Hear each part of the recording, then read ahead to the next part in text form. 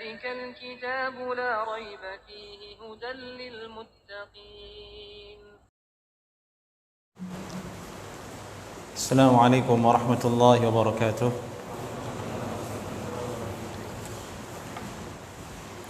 إن الحمد لله نحمده ونستعينه ونستغفره ونعوذ بالله من شرور أنفسنا ومن سيئات أعمالنا من يهده الله فلا مضل له ومن يضلله فلا هادي له أشهد أن لا إله إلا الله وحده لا شريك له وأشهد أن محمدا عبده ورسوله لا نبي بعده أما بعد.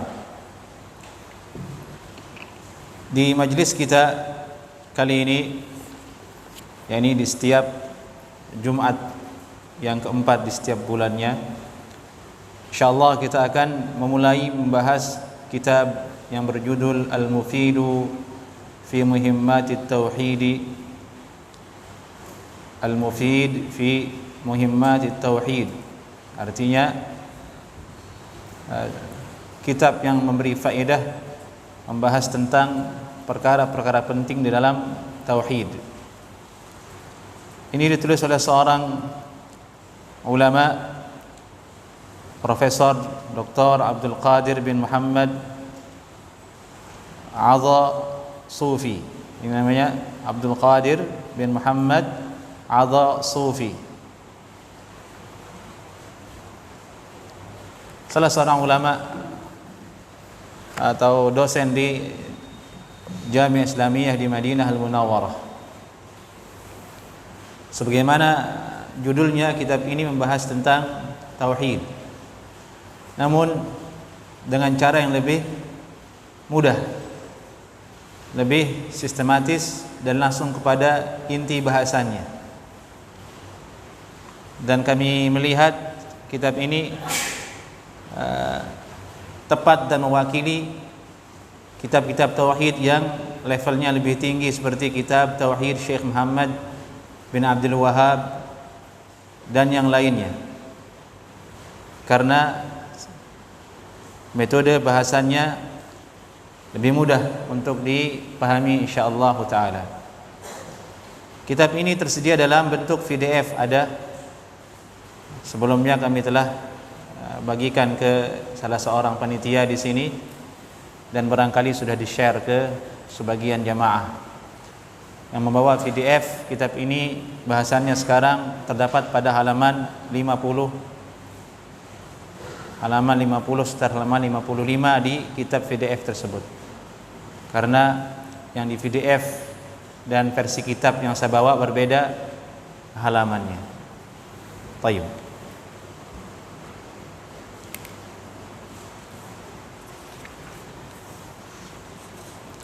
Bismillahirrahmanirrahim. Bahasan pertama atau langsung kepada inti pembahasan tauhidnya di kitab ini, yaitu membahas tentang anwa'ut tauhid, macam-macam atau pembagian dari tauhid. Muallif rahimahullahu taala beliau berkata, "I'lam anna at-tauhida yanqasim ila thalathati anwa'." Ketahuilah wahai penuntut ilmu, sungguhnya tauhid itu terbagi menjadi 3 bagian. Wa hadhil qismatu istiqra'iyah. Pembagian menjadi 3 ini istiqra'iyah. Ini istiqra'iyah. Istiqra'iyah artinya hasil dari penelitian. Hasil dari penelitian ulama. Berarti maksudnya, kalau kita mencari secara teks dalam Al-Quran dan hadis, penjelasan mengatakan tauhid ada 3 secara harfiah seperti itu, kita tidak akan menemukannya. Tapi pembagian ini ditemukan oleh ulama berdasarkan penelitian mereka dari dalil-dalil yang ada dalam Al-Quranul Karim. Dan ini bukanlah suatu hal yang baru, bukan suatu perkara yang bid'ah. Karena sebagian orang yang tidak setuju dengan pembagian ini menuduh bahwasanya pembagian ini bid'ah, tidak ada asal usulnya di dalam Al-Quran dan Sunnah Nabi Sallallahu Alaihi Wasallam. Kalau secara harfiah iya, memang tidak ada ayat berbunyi tauhid itu ada 3, atau ada hadis berbunyi tauhid itu ada 3, tidak ada secara harfiah. Tapi secara ilmiah penelitian itulah adanya. Dari itu ulama mengatakan hadhil qismatu istiqra'iyah. Pembagian ini hasil dari penelitian yang ditemukan oleh para ulama. Baik. Bandingannya masalah ini, pembagian ini ada di dalam perkara yang lain. Seperti misalnya pembagian tentang rukun di dalam salat, rukun di dalam berpuasa. Salat misalnya,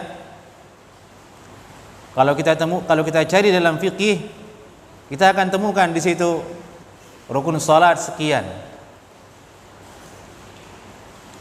pembatal salat sekian, disebut angka-angkanya, disebut angka-angka dari rukunnya, yang kalau tidak diamalkan berarti salat tidak sah. Hal ini benar betul, tapi kalau kita cari secara harfiah di dalam Al-Quran dan Sunnah, kita tidak akan menemukan penjelasan mengatakan rukun salat itu ada sekian, rukun puasa itu ada sekian. Tidak ada. Antum bolak-balik dari Al-Fatihah sampai An-Nas, tidak ada ayat seperti itu. Tapi kenapa dipakai oleh ulama, kemudian dibagi menjadi begini rukunnya salat, begini makruh dalam salat. Wudu pun demikian, begini rukunnya wudu. Pembagian yang semacam ini dalam salat dan wudu itu istiqra'iyah, hasil penelitian ulama, kesimpulan ulama, dan tidak ada satu orang pun yang mengatakan itu perkara bid'ah. Maka sama halnya dengan masalah pembagian tauhid ini, yang dia adalah istiqra'iyah, penelitian ulama yang mereka temukan terdapat dalam Al-Quranul Karim dan hadis-hadis Rasulullah sallallahu alaihi wasallam.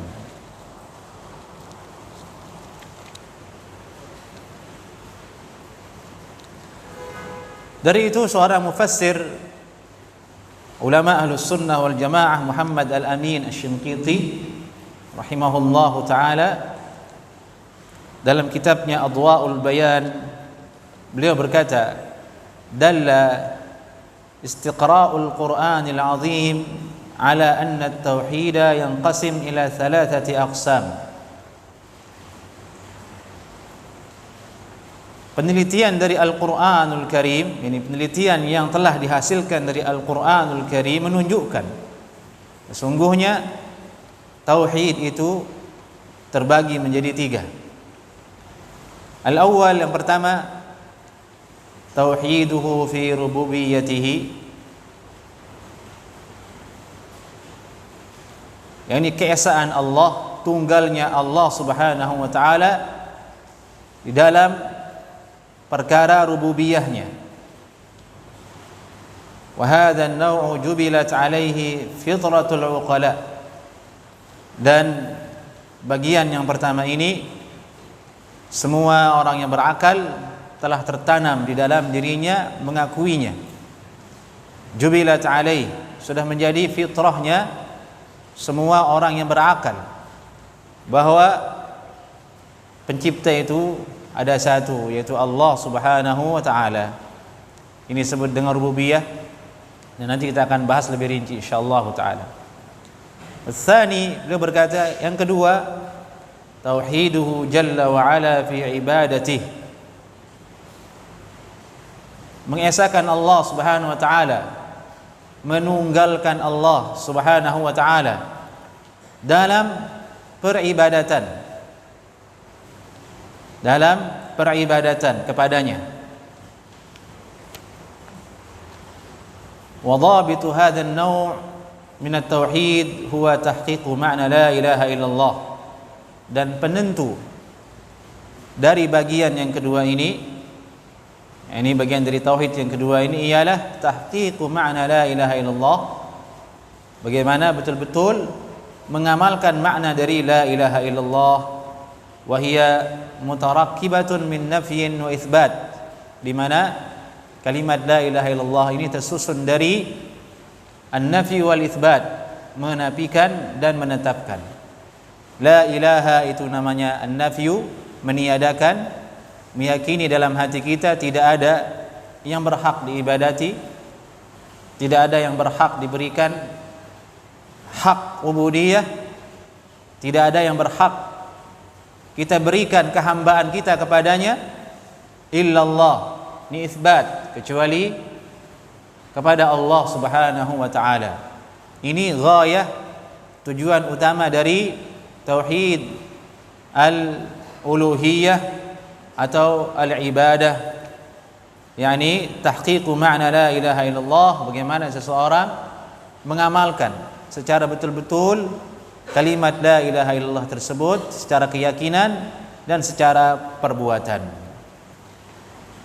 Wasalits, dan yang ketiga adalah tauhiduhu jalla wa ala fi asma'ihi wa sifatihi, mentauhidkan Allah Subhanahu wa taala pada nama-nama Allah Subhanahu wa taala, atau di dalam pembahasan nama-nama Allah, sifatihi, dan sifat-sifatnya Allah Azza wa Jalla.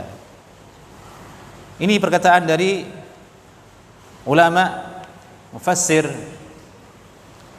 Muhammad Al-Amin Asy-Shinqiti dalam kitabnya Adwa'ul Bayan,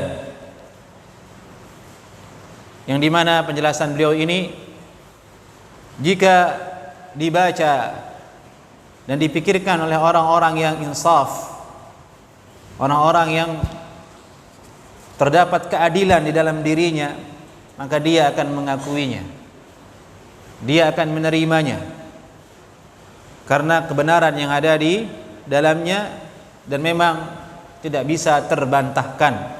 Karena itulah sebenarnya yang ada di dalam Al-Qur'anul Karim.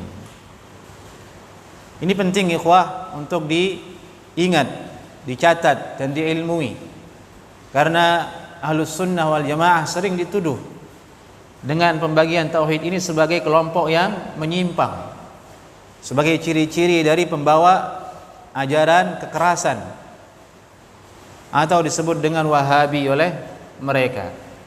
Padahal pembagian ini sebagaimana yang kita sebutkan tadi di awal adalah hasil istiqra'iyah ulama yang didasari oleh dalil-dalil yang sahih di dalam Al-Quran dan sunnah-sunnah Rasulullah sallallahu alaihi wasallam.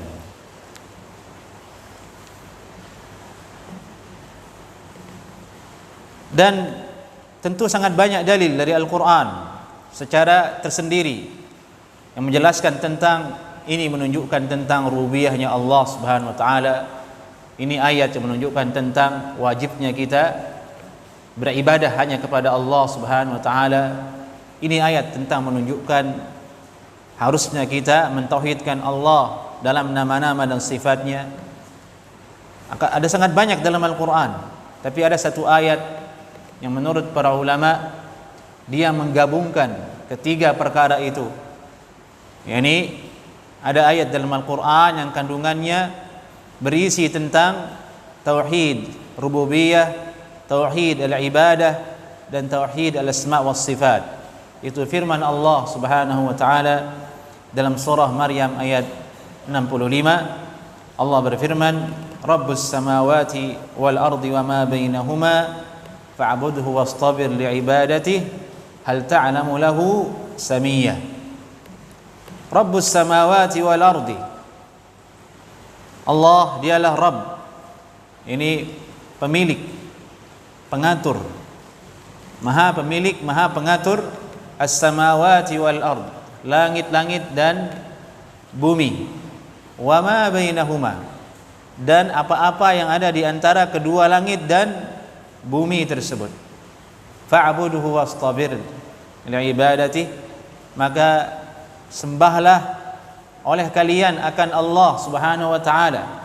Sembahlah dia, yaitu Allah Subhanahu wa taala, istabir, dan bersabarlah kalian liibadatihi, yakni untuk beribadah kepadanya. Hal ta'lamu lahu samia, apakah kamu tahu ada yang serupa sebanding dengan nama Allah Subhanahu wa taala? Taib. Itu terjemahan secara makna ayat ini. Rabbus samawati wal ardi wa ma bainahuma. Dialah Allah Rabb, pemilik langit-langit dan bumi dan apa-apa yang ada di antara keduanya. Ini dalil bahasanya Allah lah yang menciptakan, Allah lah yang memiliki. Hanya Allah yang maha mengatur. Rabbus samawati wal ardi wa ma bainahuma. Dialah Rabb. Rabb itu artinya pemilik, pengatur, maha memiliki, maha mengatur.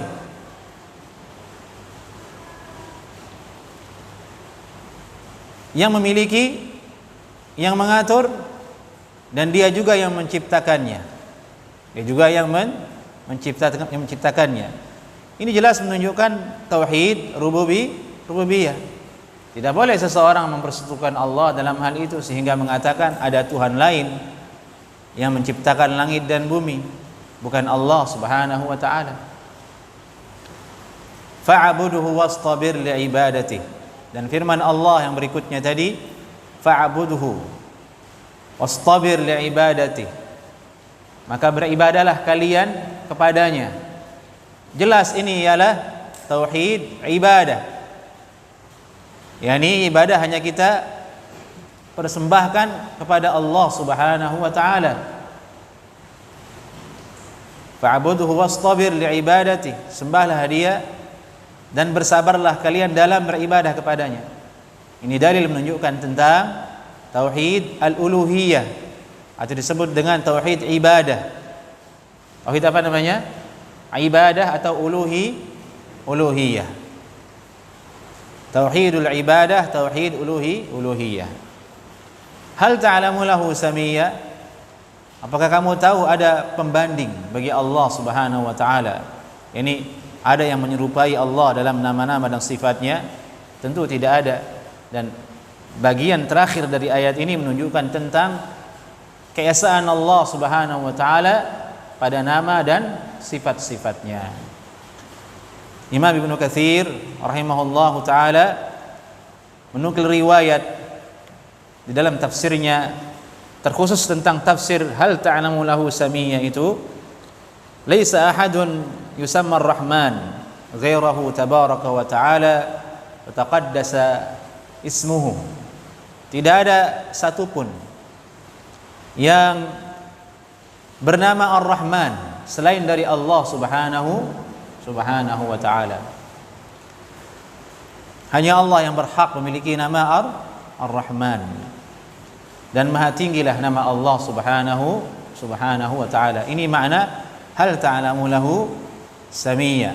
Ini isinya menetapkan bahwasanya hanya Allah yang memiliki nama Ar-Rahman, yang dimana makna dan keberadaan Allah sesuai dengan makna dari nama tersebut, menunjukkan bahwasanya wajib seorang muslim mentauhidkan Allah dalam nama-namanya, dan sekaligus menunjukkan tentang tauhid dalam nama-nama dan sifat Allah Subhanahu wa taala.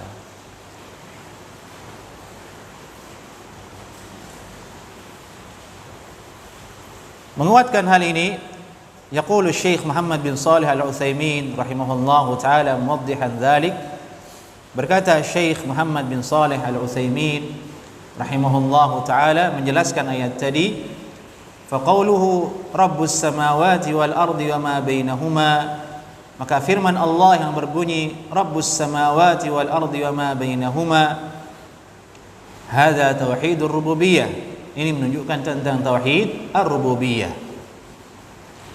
Wa qauluhu, dan firman Allah fa'budhu wastabir li'ibadatihi, hadza tauhidul uluhiyah.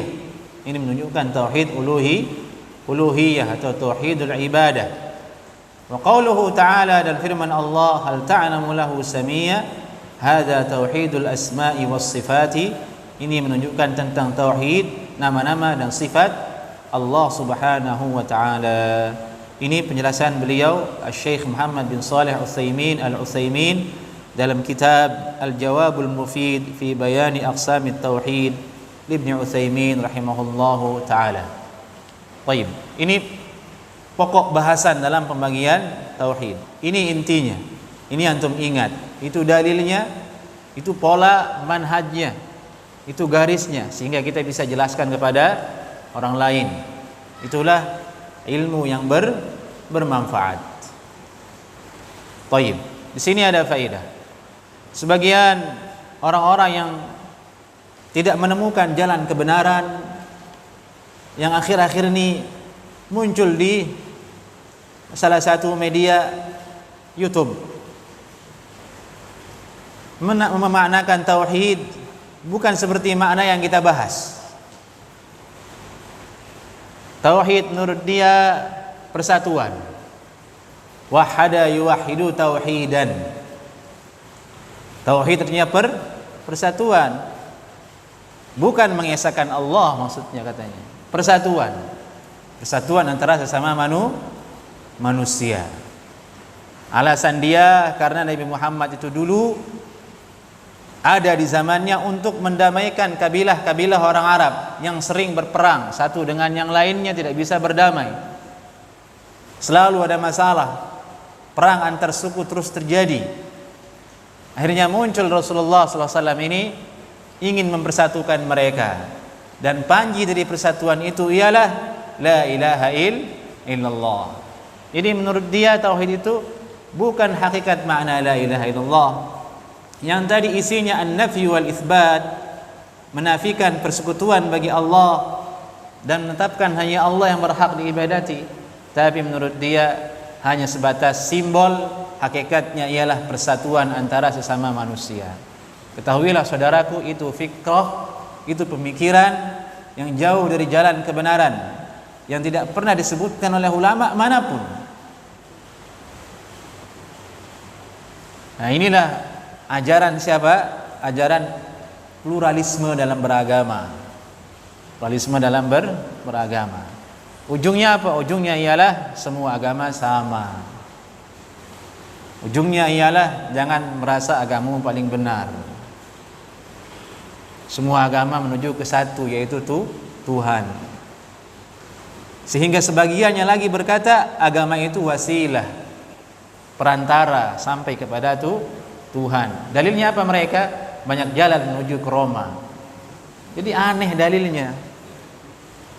Kalau kita kan dalilnya Al-Quran, Sunnah. Dia pepatah dalilnya, banyak jalan menuju Roma. Na'udzubillah min dzalik.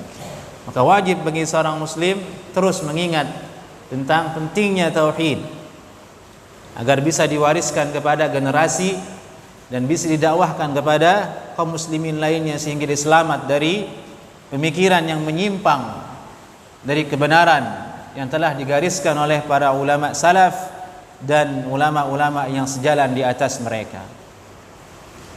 Baik. Sekarang kita masuk ke bahasan berikutnya, berarti yaitu tauhid ar-rububiyah.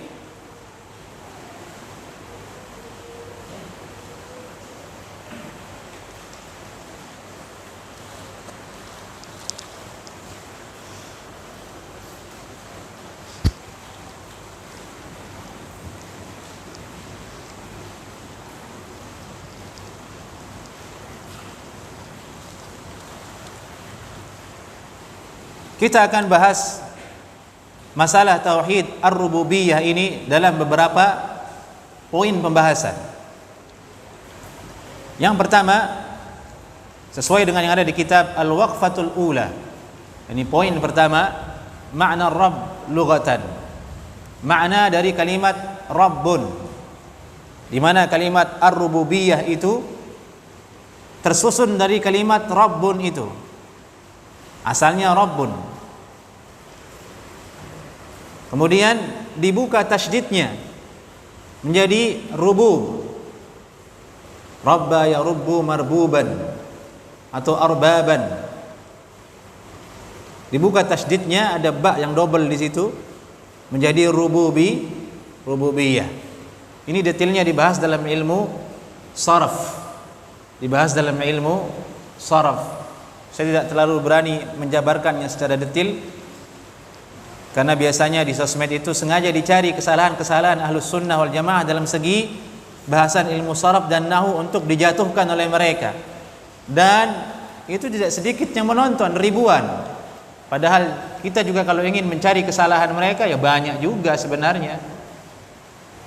Maka dari itu hati-hati dalam berbicara di sosmed untuk jamaah, karena banyak yang mencari lidah keseleo untuk dijadikan sebagai senjata untuk menyerang dakwah tauhid dan dakwah Ahlus Sunnah wal Jamaah. Saya ingin jelaskan di sini kalimat rububiyah itu secara bahasa, secara ilmu sarafnya itu diambil dari kalimat Rabbun. Perhatikan, Rabbun itu ada ba yang tasydid. Ba tasydid itu dalam bahasa Indonesia kita ada huruf B yang double. Rabb, kan begitu. Maka kalau diurai, dibukalah yang double itu jadi rubub. Jelas? Tambahkan wawu, rubub jadinya. Ar-rububiyah. Maka untuk mengenal makna rububiyah itu diambil apa itu asal kata Rabbun. Diambil dari kata Rabbun. Jelas ikhwah? Ar-Rabb. Kata Rabb ini banyak dalam Al-Quran. Bahkan dalam surat yang paling awal dalam Al-Quran, Al-Fatihah. Alhamdulillahi Rabbil Alamin. Rabbun itu ini tauhid ar-rububiyah, tauhid dalam perkara rububiyah. Rububiyah artinya, rububiyah diambil dari kata Rabbun. Rabbun artinya al-murabbi, yang memiliki, yang mengatur.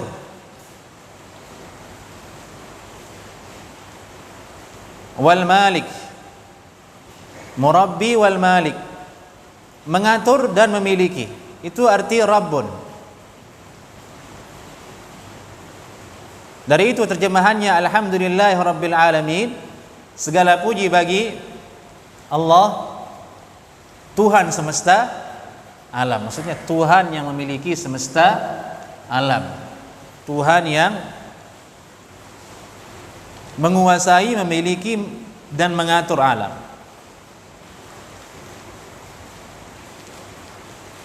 Di mana Rabbun inilah kemudian terjemahan dari Tuhan itu sendiri dalam bahasa Indonesia.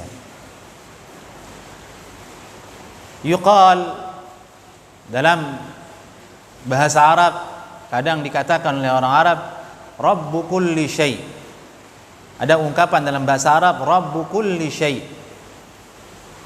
Maknanya malikuhu wa mustahiquhu aw sahibuhu. Rabbu kulli syai'. Rabbu di sini artinya pemilik, penguasa dan pengaturnya. Jadi berarti maksudnya Rabbun itu ialah maha memiliki, maha mengatur. Dan itu hanya ada pada Allah Subhanahu wa ta'ala. Allah yang menciptakannya, Allah yang mengaturnya, Allah yang memilikinya.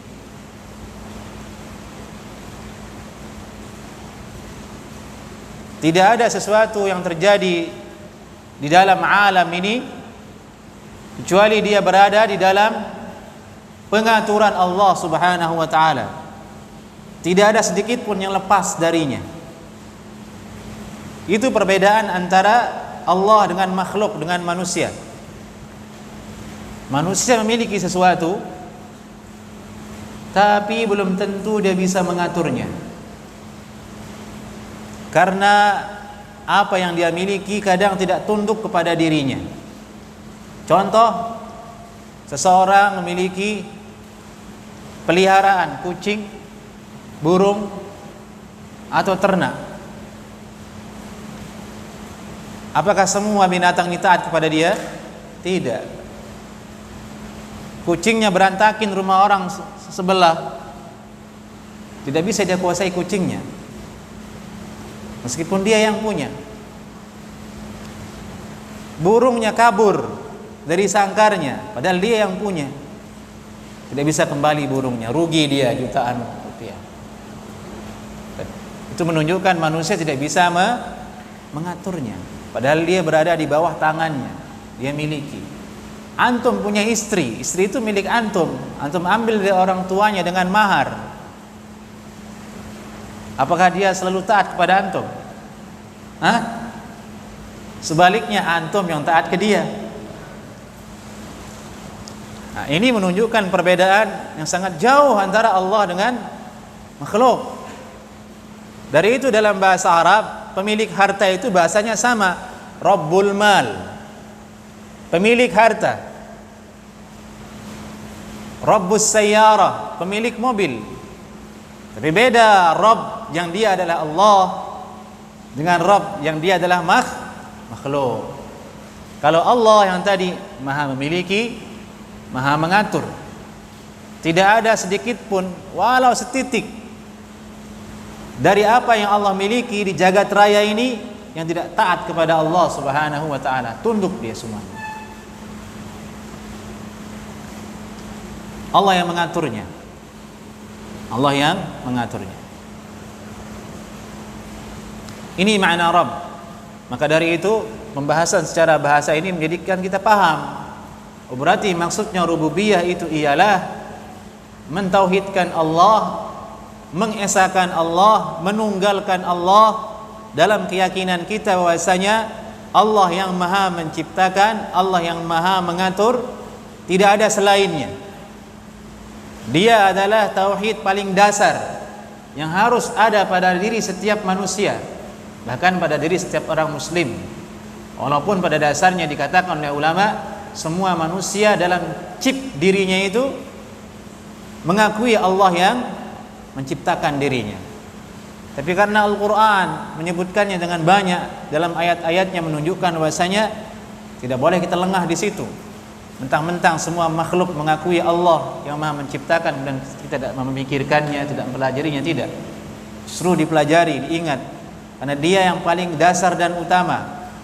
Karena dia yang menjadikan seseorang bisa tawakal kepada Allah Subhanahu wa taala.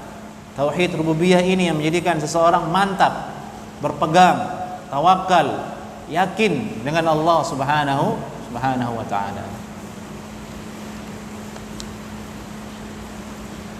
Adapun penulis kitab, beliau mengatakan tauhid rububiyah secara syariat adalah al-i'tiqad wal-i'tiraf wal-iqrarul jazim.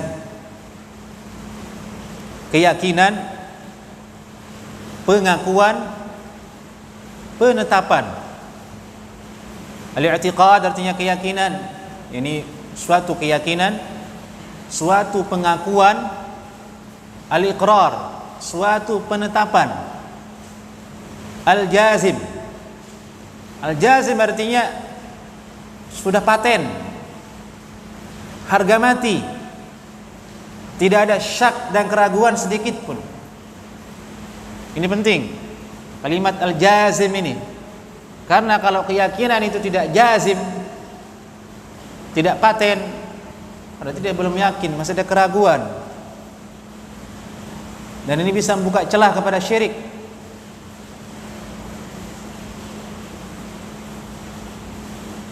Dan ini berbahaya,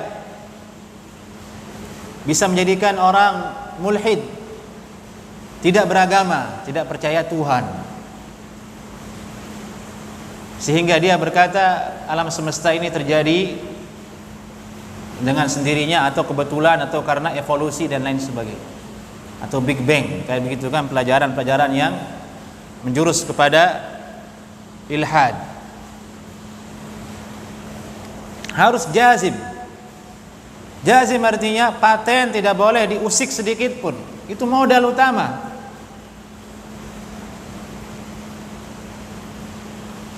Bi anna Allah wahdah, sungguhnya Allah saja Rabb kulli syai', yang memiliki, yang maha mengatur segala sesuatu, wa malikuhu, dan yang memilikinya, wa khaliqu kulli syai', dan yang maha menciptakan segala sesuatu.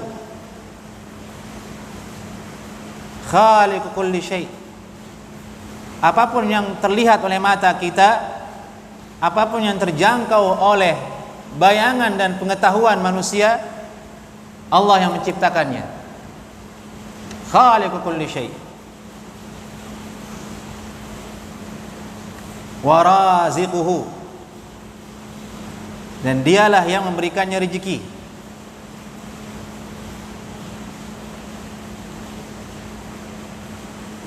Setelah segala sesuatu itu ada, Allah yang menjamin rezekinya. Manusia, hewan, semuanya Allah yang menjamin rezekinya. Wa annahul muhyi wal mumit, dan dialah Allah yang maha menghidupkan dan maha mematikan. Yang hidup saat ini Allah yang hidupkan, yang telah mati Allah yang matikan. Ini jabaran dari kalimat Rabbun itu. Rinciannya seperti ini: wan nafi'u wad dar, yang memberikan manfaat dan yang memberikan kemudaratan kepada makhluknya. Maksudnya sesuatu yang bermanfaat yang menimpa manusia, sesuatu yang menjadikan manusia melarat, juga adalah Allah Subhanahu wa ta'ala. Kan di situ muncul pertanyaan, kenapa yang memudaratkan juga Allah? Dijawab oleh ulama, kalau kita meyakini ada selain, kalau kita meyakini bukan Allah yang menciptakan, yang mendatangkan kemudaratan, berarti ada selain Allah yang bergerak dan mengatur, yang menjadikan kemudaratan, dan itu syirik. Dari itu dalam masalah takdir disebutkan dalam hadis, wa tu'minu bil qadari khairihi wa syarri. Kamu beriman dengan qadar baik dan buruknya. Kedua-duanya milik Allah Subhanahu wa taala. Tapi yang baik kita diajarkan adab, yang baik nisbatkan kepada Allah. Allah yang beri ini nikmat. Yang mudarat jangan salahkan Allah, bersabar, minta ampunan kepada Allah Subhanahu wa taala. Itu adabnya. Rincian berikutnya, al-mutafarridu bi ijabati du'a. Dialah Allah yang maha esa dalam mengijabah doa. Tidak ada selain Allah yang memberikan ijabah doa. Berbeda dengan orang-orang yang musyrik, dia meyakini ada selain Allah yang memberikan ijabah doa, yang mengabulkan doa-doanya. Dari itu dia menyembahnya. Dia menyembah perantara, dia menyembah patung, dia menyembah dewa-dewa. Karena meyakini Tuhan-Tuhan tadi memberikan ijabah doa kepada mereka.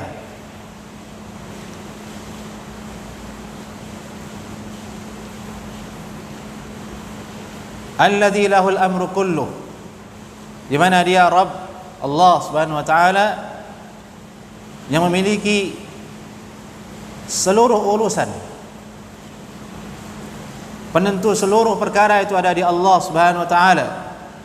Wa biyadihi al-khairu kulluh wa ilaihi yarji'ul amru kulluh. Di tangannya lah seluruh kebaikan dan seluruh perkara kembali kepadanya. Laisa lahu fi dzalika syarikun. Semua jabaran yang tadi kita sebutkan tidak ada sekutu baginya. Ini yang harus kita yakini, kita akui, dan kita patenkan di dalam hati kita. Itu makna tauhid ar-rububiyah.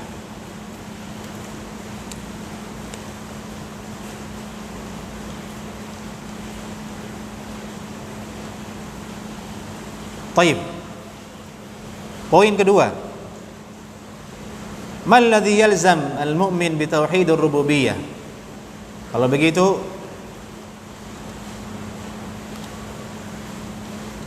apakah yang harus dilakukan oleh seorang mukmin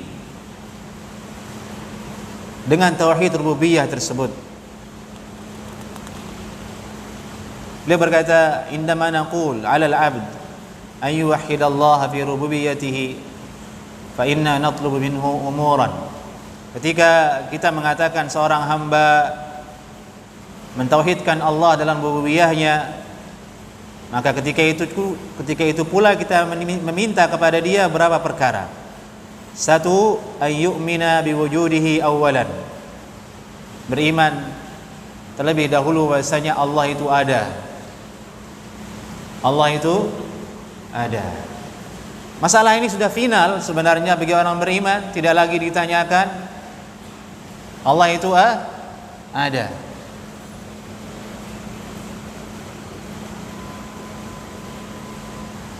Kalau akal kita mengatakan Allah sesuatu itu ada, bagaimana pembuktiannya? Pembuktiannya ialah dengan meminta mana dia, mana bentuknya. Kalau bahasa sekarang, no fake, hoax, kan begitu. Tidak ada gambar, berarti hoax. Tidak ada bukti. Bukti itu maksudnya gambar atau sesuatu yang bisa dicerna oleh panca indera, barulah disebut ada. Undang-undang ini itu hanya berlaku pada makhluk, berlaku hanya pada makhluk. Untuk membuktikan dia ada, maka panca indera lah jawabannya. Nih bentuknya, ini warnanya, berarti dia makhluk itu. Tapi karena dibahas ada Allah Subhanahu wa taala, maka jawabannya adalah tanda-tanda keberadaan Allah Subhanahu wa taala, yaitu dirimu sendiri. Fi anfusikum afala tubsirun. Pada dirimu sendiri tidakkah kamu berpikir? Langit dan bumi, waktu, rezeki yang sangat banyak, kehidupan ini, apakah mungkin dia muncul tiba-tiba tanpa ada yang menciptakannya? Kan nggak mungkin. Ini saja nggak mungkin muncul tiba-tiba di sini.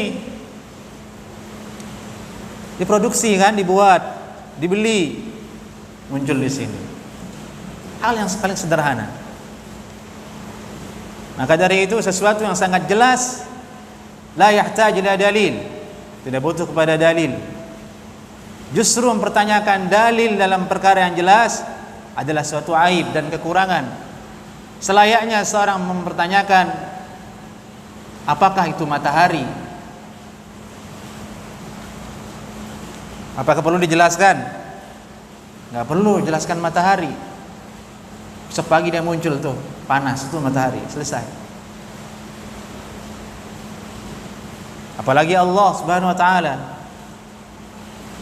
Nah, jadi garis benang merahnya ialah akal di sini tidak berperan. Maksudnya akal di sini panca indera bukanlah sebagai jalan untuk membuktikan Allah itu ada, tapi ilmu. Karena sesuatu yang bisa dihadirkan, dicerna oleh panca indera, dia bukan Tuhan, dia makhluk. Karena Allah wala yuhituna bihi min ilmihi syai', tidak ada sesuatu yang bisa meliputinya, apalagi panca indera. Jadi pertama, beriman Allah itu ada, ini yang paling utama dulu. Tadi poin yang kedua dalam bahasan tauhid rububiyah, apa yang mesti atau harus oleh seorang mukmin dengan tauhid rububiyah ini? Apa yang mesti dilakukan, apa yang harus dia yakini? Pertama, ayyumina biwujudihi azza wa jalla awalan.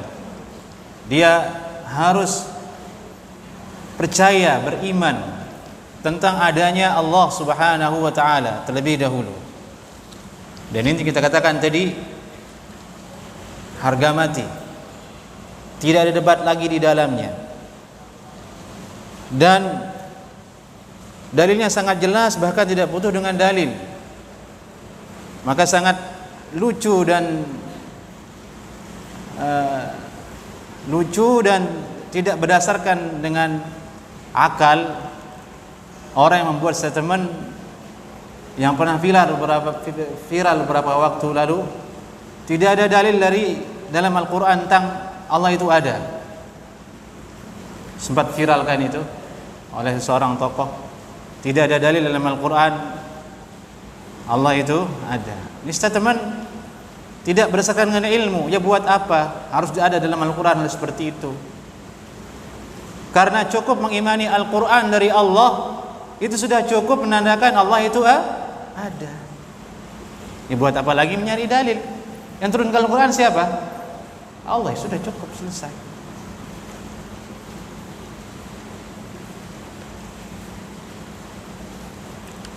Namun demikian terus ada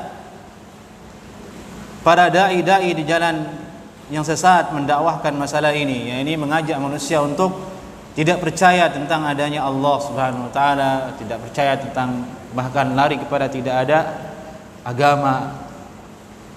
Ini bahaya. Sangat berbahaya.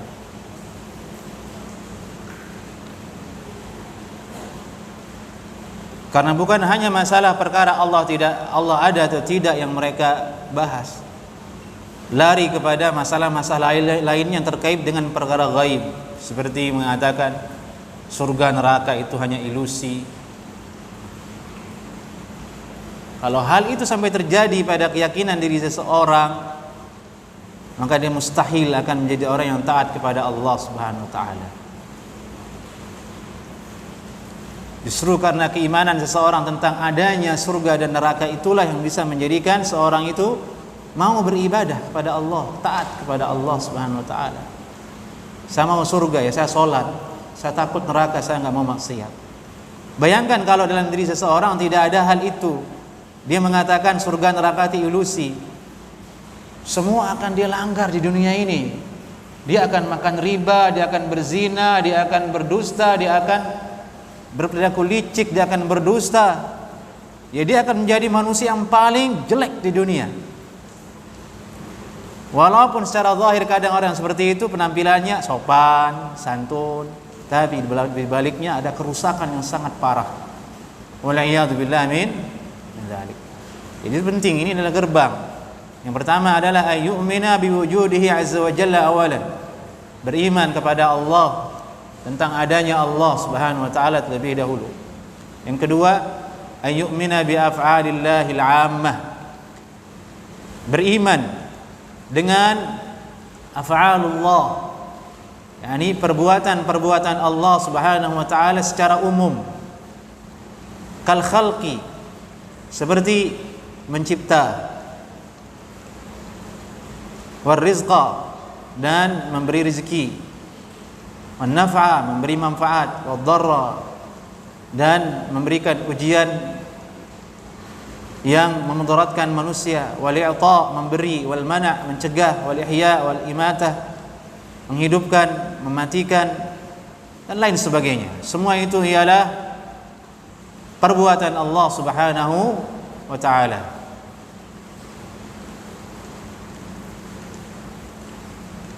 Inilah yang banyak disebutkan dalam Al-Qur'anul Karim. Khaliq, Allah Maha menciptakan. Raziq, yarzuqu man yasha, Allah memberikan rezeki. Allah yang menghidupkan, yuhyi wa yumit, Allah yang mencabut nyawa manusia, dan Allah yang Maha menghidupkan kembali nanti manusia. Ini semua kita imani. Yang ketiga, ayyu'mina biqada'illahi wa qadarihi. Beriman dengan qada dan takdirnya Allah Subhanahu wa taala.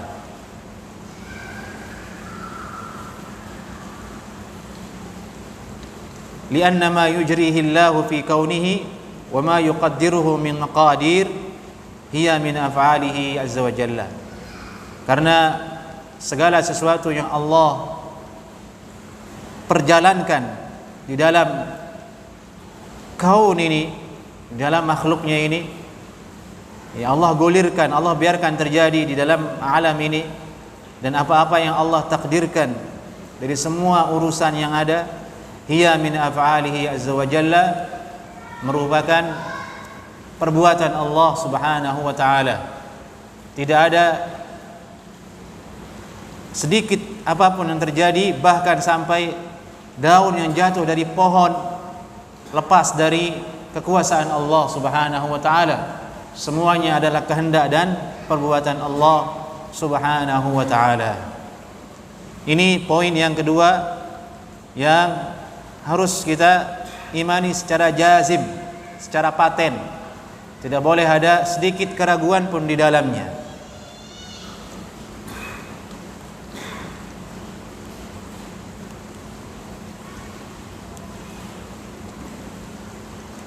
Barulah kemudian poin yang berikutnya, yaitu yang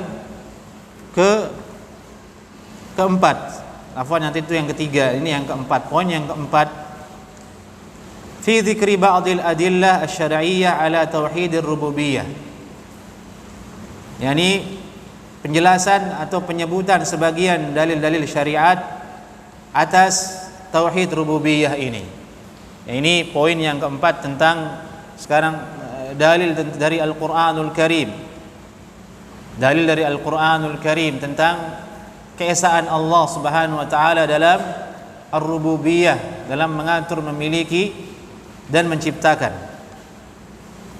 Beliau mengatakan, penulis kitab hafizahullah taala, Al-Qur'anul Karim mali'un bi dzikril adillah ala rububiyatillah azza wa jalla.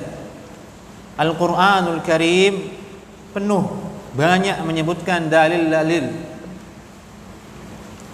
atas rububiyahnya Allah Subhanahu wa taala, sangat banyak. Wa min dzalik qauluhu ta'ala, di antaranya seperti firman Allah, alhamdulillahi rabbil alamin. Segala puji bagi Rabbil alamin, bagi Allah Rabbil alamin, pengatur, penguasa, pemilik, pencipta alamin, alam semesta ini. Alamin, alam semesta itu definisinya ma siwallah, apa yang selain Allah maka dia terhitung sebagai alam, sesuatu yang baru. Maksudnya sesuatu yang dia diciptakan dan diadakan oleh Allah Subhanahu wa taala.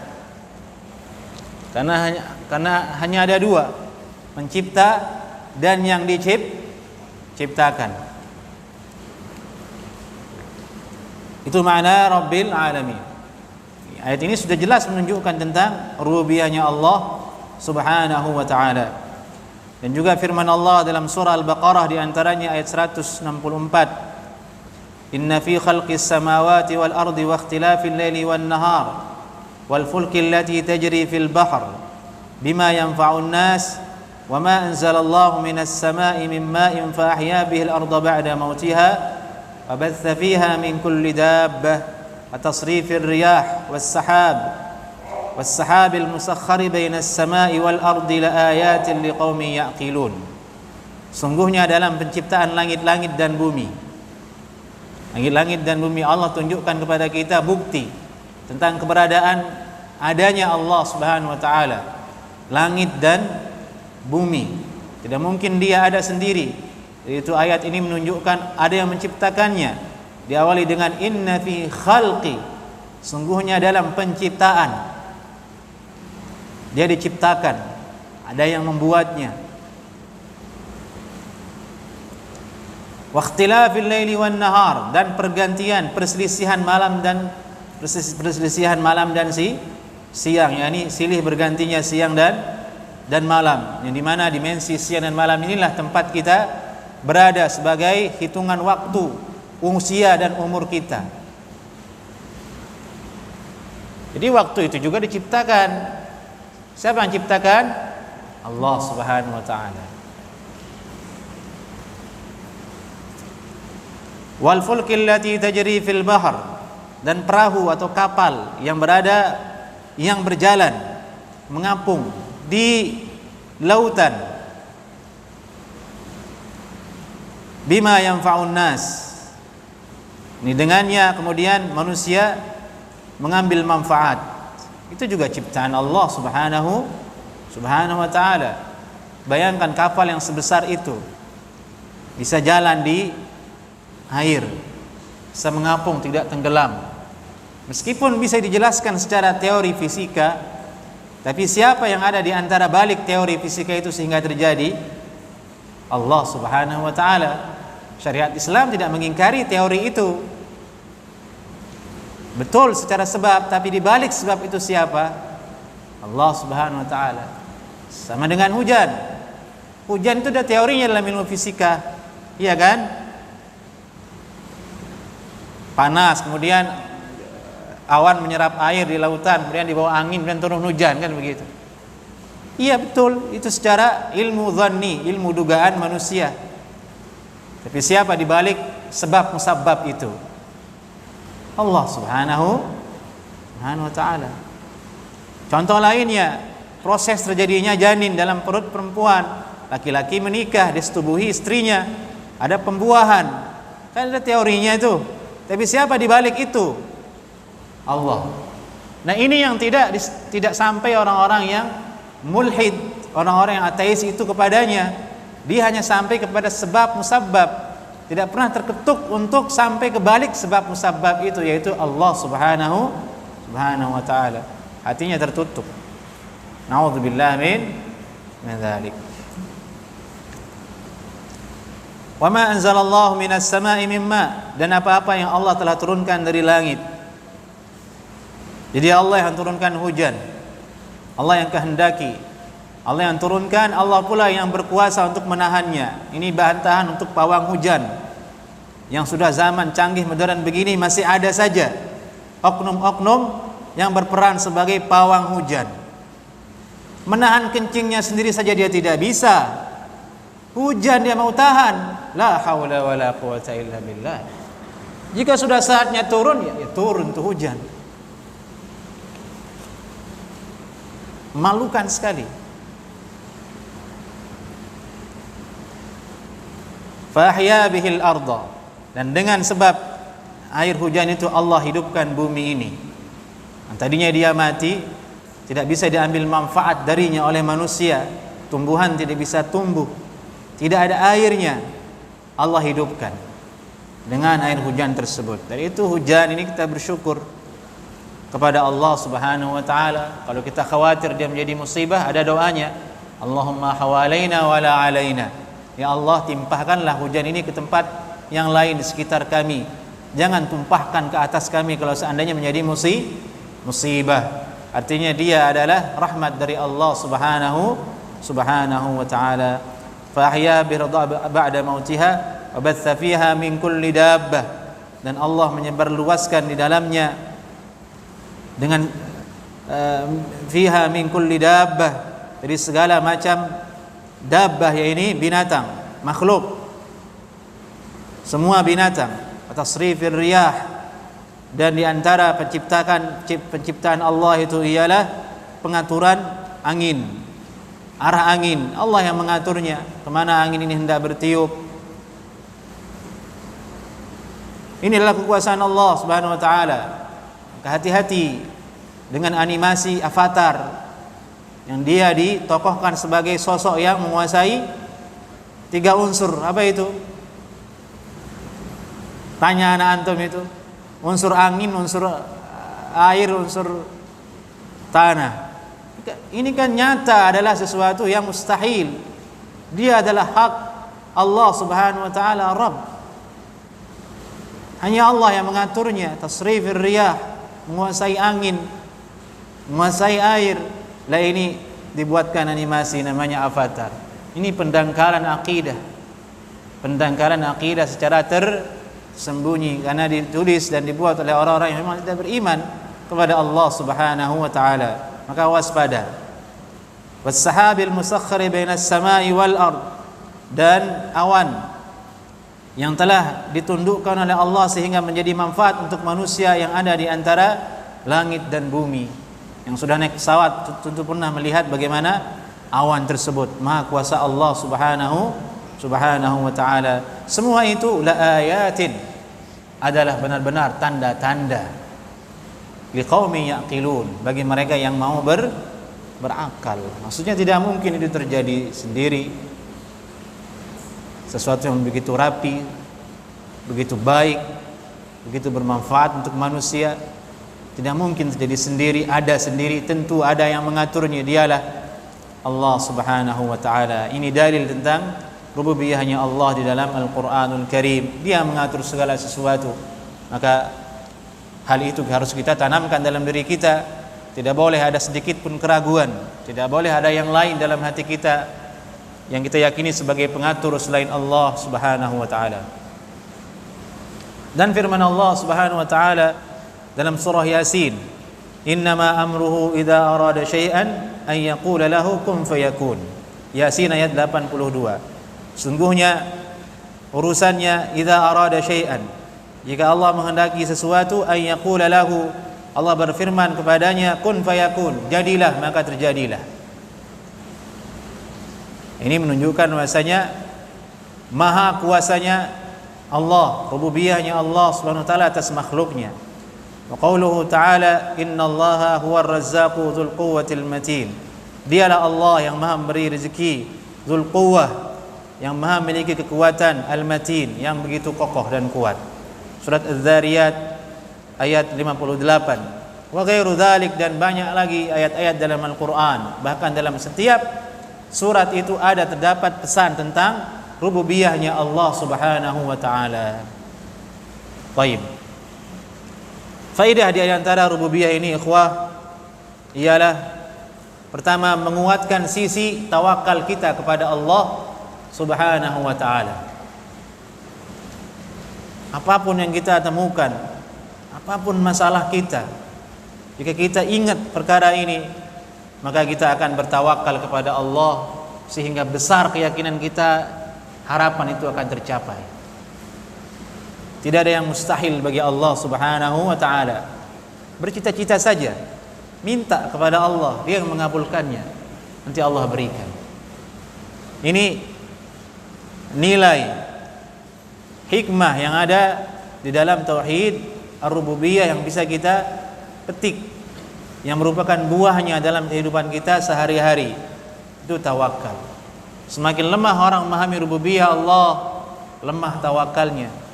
Dia menjadi orang yang penakut, takut tidak dapat rezeki, takut tidak dapat uang. Nah, itu semuanya adalah bisikan dari syaitan.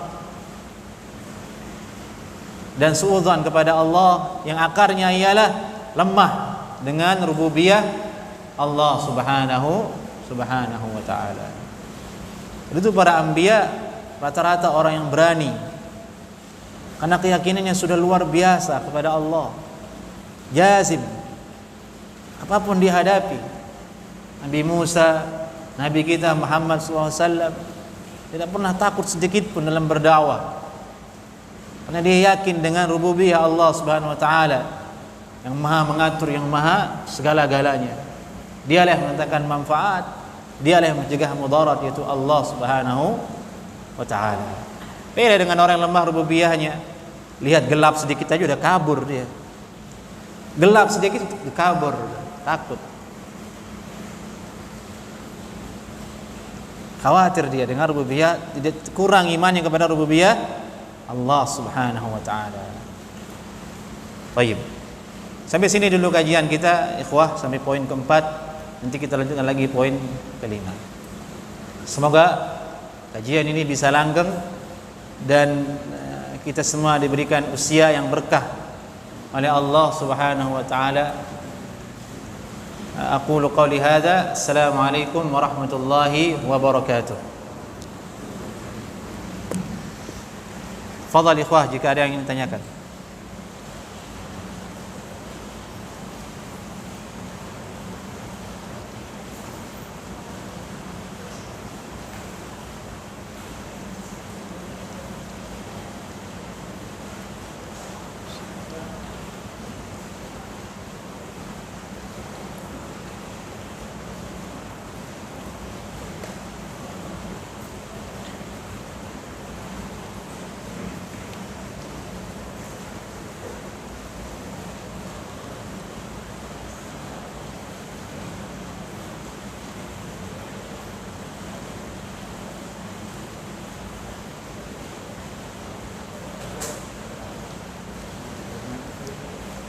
Naam.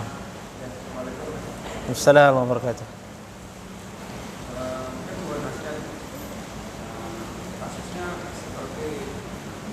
ini kan pemahaman agama juga pas-pasan sekali ya. Kelas karyawan. Nah, saudara-saudara saya ini yang ada di kampung ini kan awam dengan pemahaman seperti manhaj salam.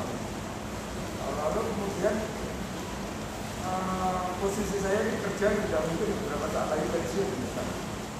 Sebenarnya secara keyakinan akal saya gitu ya, bahwa saya hidup di kampung itu akan lebih mudah ya, secara ekonomi.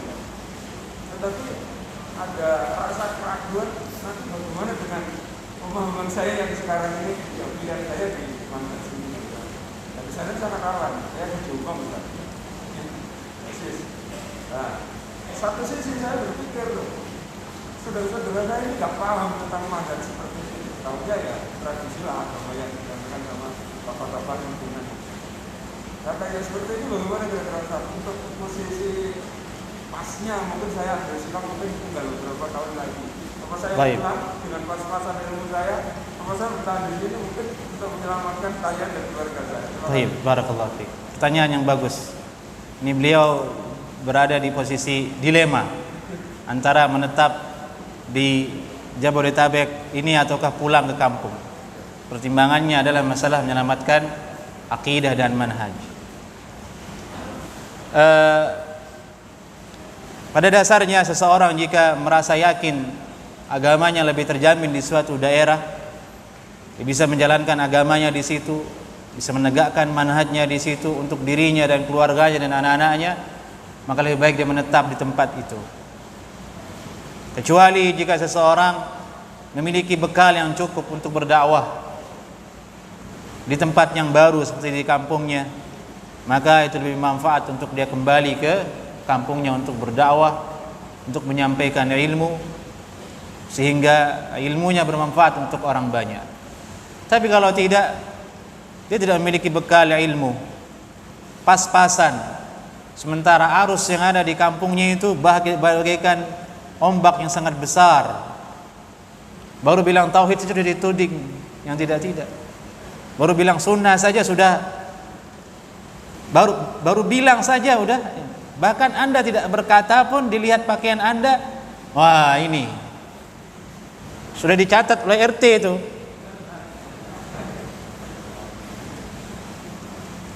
Maka sulit bagi Anda untuk berdakwah ketika itu, sulit bagi Anda untuk mendidik keluarga Anda dan sebagainya. Bahkan yang terjadi, seseorang itu bisa menjadi terbawa oleh lingkungannya yang tadinya dia istiqamah menjalankan agama dengan sunnah Nabi SAW, namun karena berada di lingkungan yang menghidupkan tradisi, terbawa dia, luntur sunnah-sunnah itu dari dirinya, dan ini berbahaya.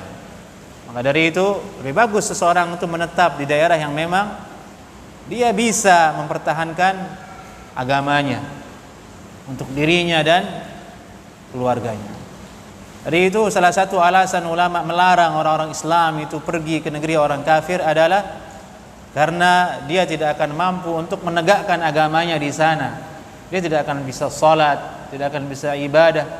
Karena bagaimanapun yang paling penting, paling berharga bagi seorang muslim itu adalah agamanya, agama kita, karena dialah yang kita bawa mati.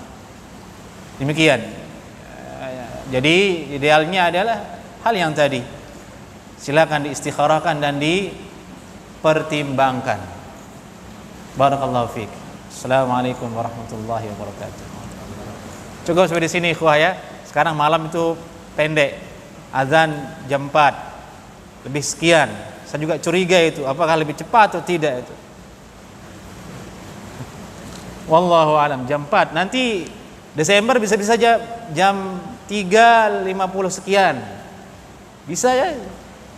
Di salat subuh masih remang-remang gitu. Wallahu alam. Sampai di sini dulu. Assalamualaikum warahmatullahi wabarakatuh.